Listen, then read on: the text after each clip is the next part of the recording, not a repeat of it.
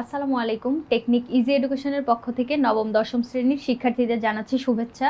Technique easy education তোমাদের জন্য নিয়ে এসেছে ইজি বায়োলজি এই বইটি, যার একটি পার্ট হচ্ছে অনুশীলনের প্রশ্নগুলো সমাধান করা। দেখো, আজকের পর্বে আমরা চতুর্থ অধ্যায়ে অনুশীলনীতে যে সংক্ষিপ্ত প্রশ্নগুলো রয়েছে সেগুলো নিয়ে আলোচনা করব। দেখো, এখানে তোমাদের জন্য আরও সংযোজিত আছে কিউআর কোড, যেটা স্ক্যান করার মাধ্যমে তুমি যাতে এই প্রশ্নটা আরেকটু সহজে বুঝতে পারো, আরেকটু সহজে যাতে আয়ত্ত করতে পারো, যার জন্যই আমাদের এই প্রচেষ্টা। তোমরা কিন্তু চাইলে আমাদের এই ইজি বায়োলজি বইটা সংগ্রহ করে নিতে পারো।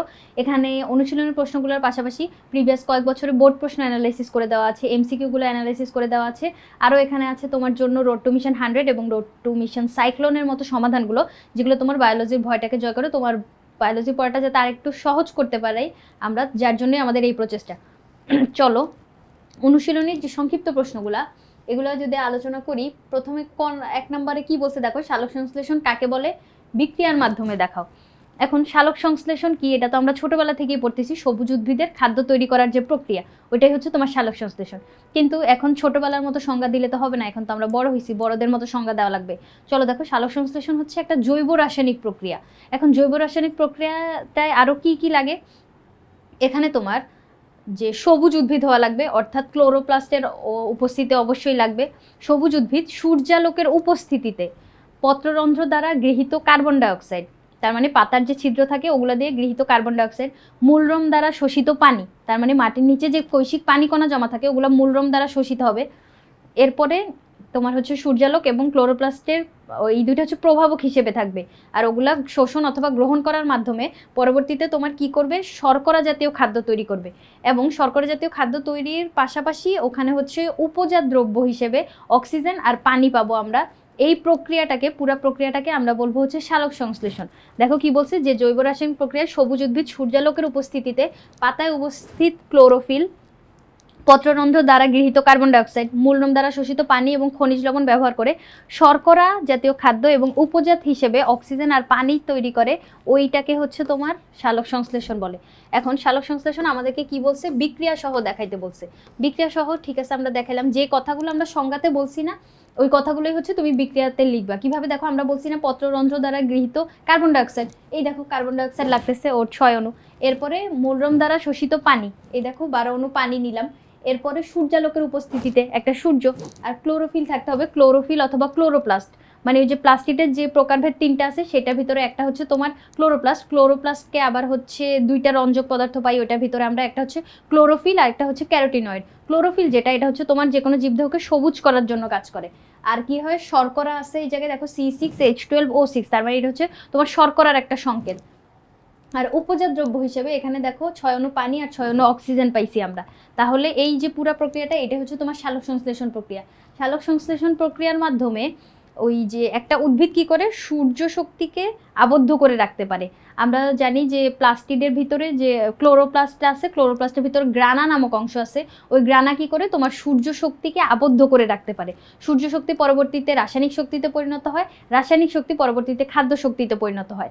মেইনলি সূর্যের উপস্থিতি অবশ্যই দরকার, কারণ আমরা জানি সালোক সংশ্লেষণ 2টা পর্যায়ে সম্পন্ন হয়, একটা হচ্ছে আলোক নির্ভর আর একটা আলোক নিরপেক্ষ। এখন নির্ভর আর নিরপেক্ষ যে 2টা পর্যায়, প্রথমে নির্ভর পর্যায়টা সম্পন্ন হবে, যার জন্য কি হবে, সূর্য শক্তিটা তুমি জমা করে রাখতে পারতেছো। এর পরবর্তীতে আলোক নিরপেক্ষ যে পর্যায়ে, ওখানে হচ্ছে তোমার সূর্য শক্তি লাগবে না। কি জন্য? কারণ তুমি তো সূর্য শক্তিকে আগেই আবদ্ধ করে রাখছো। ওই শক্তিটা পরবর্তীতে তোমার যে কার্বন বিজারণের গতিপথগুলোকে সম্পন্ন করার জন্য কাজ করবে। তার মানে সূর্যালোকের উপস্থিতি অবশ্যই দরকার। আবার ক্লোরোফিল যেটা, ক্লোরোফিল যদি না থাকে, মানে ক্লোরোপ্লাস্টের উপস্থিতি কিন্তু সালোক সংশ্লেষণকে মানে বাড়াবে নাকি ওই সালোক সংশ্লেষণের গতিটা বাড়াবে না কমাবে, ওইটার উপর কিন্তু মানে নির্ভর করে এই ক্লোরোফিলের উপর। কি হবে, ক্লোরোপ্লাস্টের সংখ্যা যদি বেশি হয় তাহলে সালোক সংশ্লেষণ বেশি হবে, কারণ এটা দরকারি। কিন্তু ক্লোরোপ্লাস্টের সংখ্যা যদি অনেক বেশি পরিমাণে বেড়ে যায়, তখন কি হবে, এনজাইমের ঘাটতি দেখা দিবে, যার জন্য সালোক সংশ্লেষণ কিন্তু আবার কমে যাবে। এটা কিন্তু খেয়াল রাখতে হবে। ক্লোরোপ্লাস্টের উপস্থিতি দরকার, কিন্তু অতিরিক্ত উপস্থিতির ফলে কি হবে, সালোক সংশ্লেষণ কিন্তু কমে যাবে। তাহলে দেখো, এই প্রক্রিয়াটা আমরা বুঝতে পারছি। কার্বন ডাইঅক্সাইড, তারপর অক্সিজেন লাগে, এর পরবর্তীতে শর্করা তৈরি হয়, শর্করা তৈরির পাশাপাশি পানি আর অক্সিজেন হয়। ওই অক্সিজেনটাই উদ্ভিদ হচ্ছে ওই যে বায়ুমণ্ডলে ত্যাগ করে দেয়, যেটা হচ্ছে আমরা ইনহেল করি। তাহলে বুঝতে পারলাম সালোক সংশ্লেষণের কাঁচামাল। কাঁচামাল কি জিনিস? কাঁচামাল হচ্ছে তোমার এই উপাদানগুলা, যেগুলো দিয়ে হচ্ছে তুমি মানে উৎপাদটা তৈরি করবা। দেখো, এখানে সালোক সংশ্লেষণে আমাদের উৎপাদ কি ছিল, এখানে শর্করা তৈরি করা আমাদের মেন উদ্দেশ্য ছিল, মানে আমাদের উৎপাদ হিসেবে আমরা শর্করাটা চাই। এখন সালোক সংশ্লেষণের কাঁচামাল বলতে এখানে কি কি জিনিসগুলো কাজে লাগবে ওই উৎপাদটা আমাদের তৈরি করার জন্য। দেখো সূর্যের আলো লাগবে, একটু আগে বলছি সূর্যের আলোর উপস্থিতিতে শক্তি জমা রাখে, সূর্য শক্তিকে রাসায়নিক শক্তিতে আবদ্ধ করে রাখে, তার মানে সূর্যের আলো লাগবে। মূলরম দ্বারা গৃহীত পানি লাগবে, এরপরে ক্লোরোফিলের কথাটাও তো একটু আগেই বললাম, কার্বন ডাইঅক্সাইডও লাগবে। তার মানে এই পাশে দেখো, এই পাশে যে জিনিসগুলো আমরা দেখতে পাচ্ছি, কার্বন ডাইঅক্সাইড প্রয়োজন, পানি প্রয়োজন, সূর্যের আলো, ক্লোরোফিল, এই সবগুলো যে প্রয়োজন এগুলো হচ্ছে তোমার কাঁচামাল। এগুলো দিয়ে আমরা পরবর্তীতে যেটা আমাদের দরকার কাঙ্ক্ষিত যে উৎপাদটা ওইটা উৎপন্ন করতে পারবো। তাহলে এই যে শর্করা পাওয়ার জন্য আমরা এই সব কিছু ব্যবহার করছি না, এগুলোই হচ্ছে তোমার কাঁচামাল। দেখো সালোক সংশ্লেষণ একটি জৈব রাসায়নিক প্রক্রিয়া যার মাধ্যমে সবুজ উদ্ভিদ শর্করা তৈরি করে। এখন এই শর্করাটা তৈরি করার জন্য, এই প্রক্রিয়াটা সম্পন্ন করার জন্য কিছু উপাদান প্রয়োজন। ওই উপাদানগুলো হচ্ছে কাঁচামাল। ওগুলো কি কি, এই দেখো এই 4টা উপাদান আছে। এরপরে শ্বসন কাকে বলে? শ্বসন হচ্ছে এরকম একটা পদ্ধতি যেই পদ্ধতিতে জীবদেহ শক্তি উৎপন্ন করে। তোমার গৃহীত যে কোনো জটিল খাদ্যবস্তু অক্সিজেনের উপস্থিতিতে অথবা অনুপস্থিতিতে ভেঙে গিয়ে সরল উপাদানে পরিণত হবে। জটিল খাদ্যবস্তু সরল উপাদানে পরিণত হবে এবং ওইখানে কার্বন ডাইঅক্সাইড আর শক্তি উৎপন্ন হবে। এখন যে শক্তিটা তুমি পাইলা, শক্তি উৎপন্ন করাই হচ্ছে আমাদের শ্বসনের মেইন উদ্দেশ্য। দেখো বিপাকীয় একটা প্রক্রিয়া, যে বিপাকীয় প্রক্রিয়ায় আমরা যে গৃহীত জটিল খাদ্যবস্তু ওইটা অক্সিজেনের উপস্থিতিতে অথবা অনুপস্থিতিতে ভেঙে গিয়ে শক্তি উৎপন্ন করলো। এখন অক্সিজেন যদি না থাকে তখন খাদ্যটা ভাঙবে কিভাবে? আমরা জানি যে কোনো মানে যৌগকে জারিত করার জন্য বা ভাঙার জন্য অক্সিজেন প্রয়োজন হয়। যেহেতু এই জায়গায় অক্সিজেন যদি না থাকে তখন এই জায়গায় হচ্ছে তোমার এনজাইমগুলো কাজ করবে। এনজাইমের সহযোগিতায় ওই খাদ্যবস্তুগুলো ভেঙে যাবে। দেখো শ্বসন হচ্ছে মেনলি তোমার দুই ধরনের, মানে দুইটা ভাবে হইতে পারে। একটা হচ্ছে অক্সিজেন যখন থাকবে তখন ওইটাকে বলবো আমরা সবাত শ্বসন, আর অক্সিজেন যদি থাকবে না, মানে না থাকে, তখন ওইটাকে বলবো অবাত শ্বসন। অবাত শ্বসন মেনলি হচ্ছে তোমার নিম্ন শ্রেণীর জীবদের হয়। এই যে তোমার ইস্ট, তারপরে ব্যাকটেরিয়া, ওদের দেহে হচ্ছে তোমার অবাত শোষণ হয়। কি জন্য? ওরা অক্সিজেনের উপস্থিতিতে বাঁচতে পারে না। এখন তুমি অক্সিজেন থাকলে বাঁচতেই পারবা না, তুমি অক্সিজেন দিয়ে শক্তি কি তৈরি করবা? এটা তো বুঝাই যায়, তাই না? কমন সেন্স যে ওরা যেহেতু অক্সিজেনের উপস্থিতিতে বাঁচতে পারে না, তার মানে ওদের হচ্ছে অবাত শোষণ প্রক্রিয়ায় শক্তি উৎপন্ন হবে। সেখানে কি হবে দেখো, একটা গ্লুকোজ অণু, দেখো C6H12O6, এটা একটা গ্লুকোজের সংকেত না?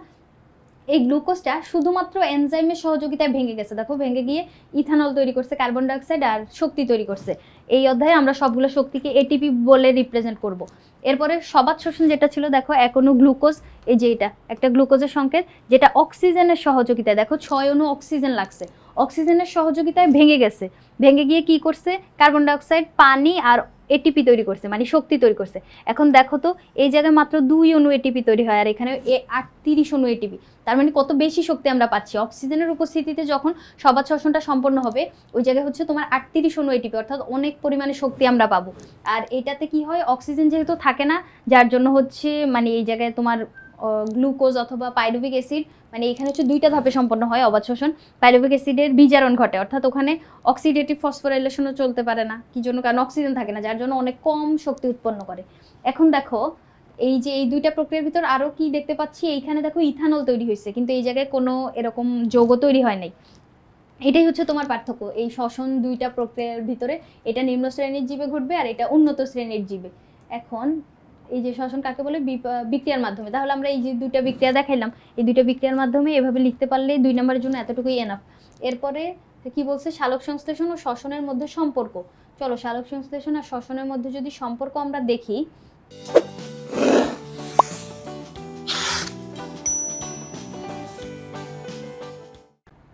সালোক সংশ্লেষণ কি জিনিস? ওই যে আমরা একটু আগে পড়ছি, উদ্ভিদ, সবুজ উদ্ভিদের খাদ্য তৈরির প্রক্রিয়া। এখন সবুজ উদ্ভিদের যে খাদ্য তৈরির প্রক্রিয়াটা, ওইটার মাধ্যমে ও কি করে? সূর্য শক্তিকে আবদ্ধ করে রাখে। আর ওই সূর্য শক্তিকে আবদ্ধ করে রাখার মাধ্যমে কি করে? শর্করা জাতীয় খাদ্য তৈরি করে। এই শর্করা জাতীয় খাবারটা শুধু উদ্ভিদই তৈরি করতে পারে, প্রাণী কিন্তু নিজের খাবার নিজে তৈরি করতে পারে না। প্রাণী হচ্ছে হেটারোট্রপিক বা পরভোজী, যার জন্য ওই খাদ্যের জন্য ওকে উদ্ভিদের উপর নির্ভর করতেছে, পুরো প্রাণীকুলকে। তাহলে আমরা খাদ্যের জন্য উদ্ভিদের উপর নির্ভর করতেছি। উদ্ভিদ যখন আমাদেরকে শর্করাটা দিবে, অর্থাৎ খাদ্যটা দিবে, তখন ওই খাদ্যটা ভেঙে আমাদের শক্তি উৎপন্ন করতে হবে। তার মানে শ্বসন প্রক্রিয়া সম্পন্ন করতে হবে। দেখো সালোক সংশ্লেষণের মাধ্যমে যে খাদ্যটা আমরা পাইলাম ওইটা দিয়ে আমাদের শ্বসন প্রক্রিয়া সম্পন্ন করতে হবে। এখন ওই শ্বসন প্রক্রিয়া সম্পন্ন করার জন্য আমরা আবার কি পড়ছি, যে গৃহীত জটিল খাদ্যবস্তু অক্সিজেনের উপস্থিতিতে বা অনুপস্থিতিতে ভেঙে যেতে হবে, তার মানে তোমার ওই খাদ্যটা ভাঙার জন্য অক্সিজেন লাগবে। এখন অক্সিজেন আবার তুমি কই থেকে পাবা? সালোক সংশ্লেষণ প্রক্রিয়ায় উপজাত দ্রব্য হিসেবে যে অক্সিজেন তৈরি হয়, একটু আগেই তো আমরা পড়ছিলাম, সালোক সংশ্লেষণে গ্লুকোজ তৈরি হয়, পানি আর অক্সিজেন তৈরি হয়। যে পানি আর অক্সিজেন তৈরি করা হচ্ছে আমাদের সালোক সংশ্লেষণের উদ্দেশ্য ছিল না, তবুও এটা উৎপন্ন হয়ে গেছে, তার মানে হচ্ছে এটা উপজাত দ্রব্য বলবো আমরা। মানে কাঙ্ক্ষিত উৎপাদ আমাদের শর্করা, কিন্তু ওই দুইটা হচ্ছে উৎপাদ। এখন যে উৎপাদ হিসেবে যে অক্সিজেনটা আমরা পাইছি, ওই অক্সিজেন আবার তোমার ওই খাদ্যটাকে ভাঙতে সাহায্য করবে। যখন অক্সিজেনের উপস্থিতিতে ওই খাদ্যটা ভেঙে যাবে, ভেঙে গেলে কি হবে, তুমি অনেকগুলো শক্তি পাবা, যে শক্তি দিয়ে তুমি পরবর্তীতে তোমার দৈনন্দিন যে কার্যাবলী ওগুলো সম্পন্ন করতে পারবা, অভ্যন্তরীণ যে বিপাকীয় শারীরবৃত্তীয় কার্যাবলী ওগুলোও সম্পন্ন করতে পারবা। তার মানে একটা জীবদেহ বেঁচে থাকার জন্য অবশ্যই শক্তি প্রয়োজন। শক্তির জন্য আমরা কিন্তু ওই যে সালোক সংশ্লেষণের উপর নির্ভর করতেছি। এখন শ্বসন প্রক্রিয়া সম্পন্ন হইলে ওই জায়গায় আবার তোমার কার্বন ডাইঅক্সাইড নিঃসৃত হয়। আমরা জানি শ্বসন প্রক্রিয়া কি হয়, কার্বন ডাইঅক্সাইড নিঃসৃত হয়। এই যে দেখো দুইটা শ্বসন প্রক্রিয়া যখন দেখছিলাম, এই যে কার্বন ডাইঅক্সাইড নিঃসৃত হয়েছিল, এই যে কার্বন ডাইঅক্সাইড, তার মানে যে কার্বন ডাইঅক্সাইডগুলো নিঃসৃত হবে ওগুলো আবার উদ্ভিদের জন্য দরকার। কি জন্য? উদ্ভিদ ওই কার্বন ডাইঅক্সাইডগুলো গ্রহণ করে সালোক সংশ্লেষণ প্রক্রিয়া সম্পন্ন করবে। এরপর দেখো সালোক সংশ্লেষণ আর যে শ্বসনটা, এই দুইটা কিন্তু একজন আরেকজনের সাথে ওতপ্রোতভাবে জড়িত। কি জন্য? সালোক সংশ্লেষণ যদি বাধাগ্রস্ত হয় তাহলে কিন্তু শ্বসনও বাধাগ্রস্ত হবে। কি জন্য? ওই যে জটিল খাদ্যবস্তুটা পাবে না, এরপরে হচ্ছে ভাঙনের জন্য অক্সিজেন পাবে না, যার জন্য ওই শ্বসন প্রক্রিয়া সম্পন্ন হতে পারবে না। আবার শ্বসনের মাধ্যমে যে শক্তি উৎপন্ন হয়, উদ্ভিদের দেহেও তো শক্তি প্রয়োজন, যেটা উদ্ভিদ দেহেও কিন্তু শ্বসন প্রক্রিয়াটা সম্পন্ন হয়। এই শ্বসন প্রক্রিয়ার মাধ্যমে উদ্ভিদ আবার শক্তি তৈরি করবে, এটা পরবর্তীতে ওর যে শারীরবৃত্তীয় যে বিক্রিয়াগুলো ওগুলো সম্পন্ন করার জন্য কিন্তু শক্তির যোগান দেয়। তার মানে আমরা বলতে পারতেছি যে সালোক সংশ্লেষণ আর যে শ্বসন, এই দুইটা একটা একটার সাথে সম্পর্কযুক্ত।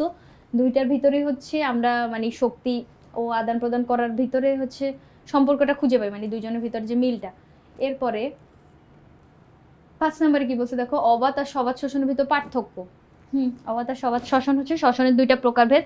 একটাতে হচ্ছে তোমার অক্সিজেন লাগে না, একটাতে লাগে, ওটা তো যে আমরা শ্বসনের সময়ই বলছিলাম। এখন চলো আরো কতগুলো পার্থক্য যদি দেখি।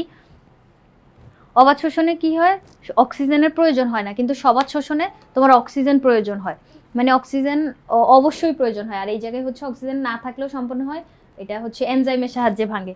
রাসায়নিক বস্তু কি থাকে, রাসায়নিক যে বস্তুটা অর্থাৎ খাদ্য বস্তুটা ওইটা তোমার সম্পূর্ণরূপে জারিত হয়, আর এখানে হচ্ছে আংশিক জারিত হবে দেখো। আর উৎপন্ন হবে এখানে বিপুল পরিমাণে শক্তি আমরা পাবো। সবাত শোষণ 4টা ধাপে সম্পন্ন হয়, এই জায়গায় বিপুল পরিমাণে শক্তি পাওয়া যায় দেখো, অনেক শক্তি। আর এই জায়গায় স্বল্প পরিমাণে শক্তি, মাত্র 2 অণু এটিপি আমরা পাবো। এখানে হচ্ছে 38 এটিপি পাওয়া যায়, 38টা এটিপি, আর এখানে হচ্ছে শুধু 2টা এটিপি পাওয়া যায়।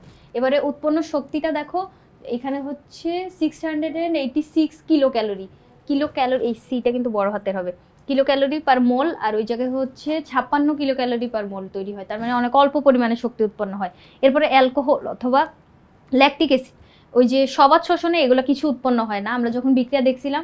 কিন্তু অবাত শোষণে কখনো কখনো ক্ষেত্র বিশেষে একবার এক এক জিনিস উৎপন্ন হয়, যেমন কখনো কখনো ইথাইল অ্যালকোহল অথবা অ্যালকোহল যেটা বলি, আর কখনো কখনো ল্যাকটিক অ্যাসিড উৎপন্ন হয়। এরপরে দেখো উদ্ভিদ আর প্রাণীর, এটা হচ্ছে স্বাভাবিক প্রক্রিয়া আর এটা হচ্ছে অস্বাভাবিক প্রক্রিয়া নয়। কি জন্য স্বাভাবিক প্রক্রিয়া না কেন? কারণ এটা তোমার কি হয়, মানে অক্সিজেন যদি উপস্থিত না থাকে, মানে এরকম একটা অবস্থা হলো যে তুমি অক্সিজেন পাচ্ছ না, তো কিন্তু তোমার তো দেহে শক্তি উৎপন্ন করা লাগবে, কারণ কোষগুলোকে বাঁচিয়ে রাখার জন্য তো শক্তি প্রয়োজন। যার জন্য এটা হচ্ছে তোমার অস্বাভাবিক প্রক্রিয়া ঘটে যদি মনে করো কোনো একটা জীব, বা তুমি মনে করো হচ্ছে মানে এরকম কোনো একটা জায়গায় আটকে গেলে যেখানে তুমি অক্সিজেন পাচ্ছ না, যার ফলে তোমার হচ্ছে মানে কোষগুলো মৃত্যু থেকে বাঁচার জন্য, মানুষের ক্ষেত্রেও কিন্তু কখনো কখনো এই যে অবাত শ্বসনটা দেখা যায়, মানে অক্সিজেন যখন না থাকে তখন হচ্ছে এটা দেখতে পাই আমরা, মানে খুবই রেয়ার। এবার সংগঠিত হয় কোথায়, উন্নত উদ্ভিদ আর জীবদেহে। হ্যাঁ, সবাত শোষণ হচ্ছে উদ্ভিদ আর প্রাণী দুইজনের দেহেই হচ্ছে সম্পন্ন হয়। কিন্তু অবাত শোষণ যেটা, অবাত শোষণে কি হয়, ওখানে তোমার হচ্ছে ব্যাকটেরিয়া আর ইস্টের দেহে ঘটে। অর্থাৎ ব্যাকটেরিয়া আর ইস্টের দেহে যে নিম্ন শ্রেণীর জীবগুলা, যারা হচ্ছে তোমার অক্সিজেনের উপস্থিতিতে বেঁচে থাকতে পারে না, তাদের দেহে হচ্ছে এই অবাত শোষণটা ঘটে। এরপরে দেখো সবাত শোষণে কোনো পানি উৎপন্ন হয় না, কিন্তু অবাত শোষণে হচ্ছে মানে এই যে বিক্রিয়াটাই দেখো, সবাত শোষণে কি হয়, এই যে পানি উৎপন্ন হয়, কিন্তু অবাত শোষণে কোনো পানি উৎপন্ন হয় নাই। ইথানল, তারপরে কার্বন ডাইঅক্সাইড আর এটিপি। তাহলে দেখো পানি উৎপন্ন কই হবে, এই জায়গায় হচ্ছে সবাত শোষণে পানি উৎপন্ন হবে, কিন্তু এই জায়গায় কোনো পানি উৎপন্ন হবে না। এরপরে তুমি আরো বলতে পারো যে ধাপগুলো বলতে পারো, সবাত শোষণ হচ্ছে 4টা ধাপে সম্পন্ন হয়, অবাত শোষণ 2টা ধাপে সম্পন্ন হয়। এইটাও একটা পার্থক্য হইতে পারে। এরপরে সমীকরণিক বিভাজন সমীকরণ দেখো যেটা বলে কি একটা গ্লুকোজ অণু পানি অক্সিজেনের উপস্থিতিতে ভেঙে গিয়ে পানি কার্বন ডাইঅক্সাইড আর এটিপি তৈরি করছে। আর এই জায়গায় একটা গ্লুকোজ অণু কি করছে দেখো, কোনো অক্সিজেন নেই, শুধুমাত্র এনজাইমের সহযোগিতায় ভেঙে গেছে, ভেঙে গিয়ে 2 অণু ইথানল 2 অণু কার্বন ডাইঅক্সাইড 2 অণু এটিপি তৈরি করছে। তাহলে আমরা এটা বুঝতে পারলাম। যেভাবে আমি বুঝাই বলছি এভাবে যদি তোমরা পরীক্ষার খাতায় রিপ্রেজেন্ট করতে পারো উত্তরটা, আই হোপ একটা স্ট্যান্ডার্ড মার্ক তোমরা সিকিউর করতে পারবা। তোমাদের তো এখন হচ্ছে সংক্ষিপ্ত প্রশ্ন, যেগুলো সংক্ষিপ্ত প্রশ্ন তো ওই জায়গায় আসে যে মানে আলাদাভাবে সংক্ষিপ্ত প্রশ্ন যে পার্টটা আসে, যার জন্য এই সংক্ষিপ্ত প্রশ্নগুলো প্র্যাকটিস করা তোমার জন্য অবশ্যই দরকারি। যা এই জন্যই আমাদের ইজি বায়োলজি বইটাতে তোমাদের জন্য অনুশীলনের প্রশ্নগুলো সমাধান করার সাথে সাথেও এখানে আরও একটা পার্ট আছে যেখানে শুধুমাত্র তোমার সংক্ষিপ্ত প্রশ্নগুলো অ্যানালাইসিস করে দেওয়া আছে, এরকম একটা পার্ট আছে। তোমরা চাইলে আমাদের এই ইজি বায়োলজি বইটা সংগ্রহ করে নিতে পারো। আজকে পর্বে এই পর্যন্তই, পরবর্তী পর্ব দেখার আমন্ত্রণ জানিয়ে এখানে বিদায় নিচ্ছি। ধন্যবাদ সবাইকে।